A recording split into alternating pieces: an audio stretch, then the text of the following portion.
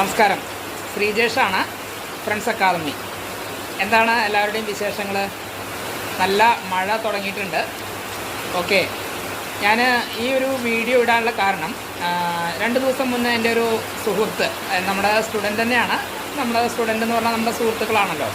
അപ്പോൾ ഞാൻ ആളായിട്ട് സംസാരിച്ച സമയത്ത് ആൾ എന്നോട് പറഞ്ഞൊരു കാര്യം, നമ്മളൊക്കെ സാധാരണക്കാരാണ്, പാവങ്ങളാണ് എന്നുള്ള രീതിയിലൊക്കെ സംസാരിക്കേണ്ടായി. അപ്പോൾ ആ ഒരു 2 വേർഡ് നന്നായിട്ട് നമുക്ക് ഫീൽ ചെയ്തു.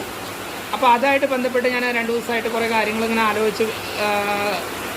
ആലോചിച്ച സമയത്താണ് ഞാൻ ഈ വീഡിയോ ഇടണം എന്നുള്ളൊരു മൈൻഡ് ഇന്നലെ വൈകുന്നേരം മുതലുണ്ട്. ഓക്കെ, അപ്പോൾ ഞാൻ ഇടാനുള്ള കാരണം സത്യമാണ്, നമ്മളൊക്കെ സാധാരണക്കാരാണ്.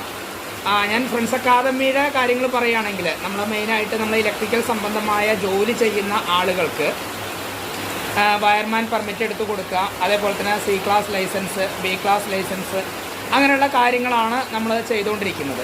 ഓക്കെ, ഏകദേശം നമ്മളൊരു 12 വർഷത്തോളമായിട്ട് ഇലക്ട്രിക്കൽ സംബന്ധമായ ജോലി ചെയ്യുന്ന ആളുകളുടെ കൂടെ ഉണ്ട്. അപ്പോൾ അവർക്ക് വേണ്ട എല്ലാ കാര്യങ്ങളും നമ്മൾ നല്ല രീതിയിൽ ചെയ്തു കൊടുക്കുന്നുണ്ട്.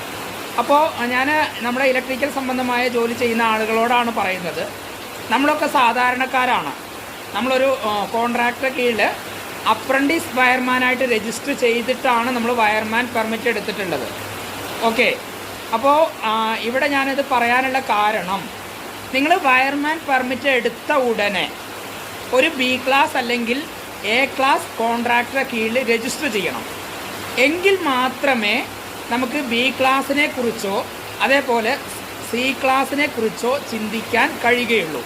കാരണം പല ആളുകളും, ഇപ്പോൾ കഴിഞ്ഞ ദിവസം കണ്ണൂരിൽ നിന്ന് ഒരാൾ വിളിച്ചിട്ടുണ്ടായിരുന്നു. അദ്ദേഹം വയർമാൻ പെർമിറ്റ് എടുത്തു. പെർമിറ്റ് എടുത്തിട്ട് 5 വർഷമായി. ഇതുവരെ ഒരു കോൺട്രാക്ടറെ കീഴിലും രജിസ്റ്റർ ചെയ്തിട്ടില്ല.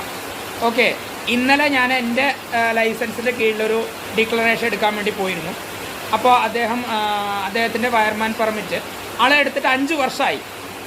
അപ്പോൾ ഞാൻ പറഞ്ഞു വരുന്നത് എന്താണെന്ന് വെച്ചാൽ, നിങ്ങൾ വയർമാൻ പെർമിറ്റ് എടുത്തിട്ട് 5 വർഷമോ 10 വർഷമോ നമ്മൾ കയ്യിൽ വെച്ചത് കൊണ്ട് നമുക്ക് C ക്ലാസ്സോ B ക്ലാസ്സോ ആവാൻ കഴിയില്ല. പിന്നെ പല ആളുകളും പറയുന്നുണ്ട്, ഏതെങ്കിലും ഒരു കമ്പനിയുടെ അല്ലെങ്കിൽ ഏതെങ്കിലും ഒരു വലിയ സ്ഥാപനത്തിൽ വർക്ക് ചെയ്യുന്നതായിട്ട് കാണിച്ചു കഴിഞ്ഞാൽ നമുക്കിതിന് അപേക്ഷ കൊടുക്കാൻ പറ്റുമോ? വർക്ക് ചെയ്യുന്നതായിട്ട് കാണിച്ചു കഴിഞ്ഞാൽ നമുക്ക് ഒരു കാരണവശാലും പറ്റില്ല. കാരണം നമ്മളവിടെ വർക്ക് ചെയ്യുന്ന ഒരാളാണെങ്കിലാണ് നമുക്ക് അവിടുന്ന് എക്സ്പീരിയൻസ് സർട്ടിഫിക്കറ്റും അതേപോലെ തന്നെ ഡിസ്ചാർജ് സർട്ടിഫിക്കറ്റും കിട്ടുകയുള്ളൂ. അതുകൊണ്ടാണ് ഞാൻ പറയുന്നത്, ഞാൻ ആ വേർഡ് വീണ്ടും പറയുകയാണ്,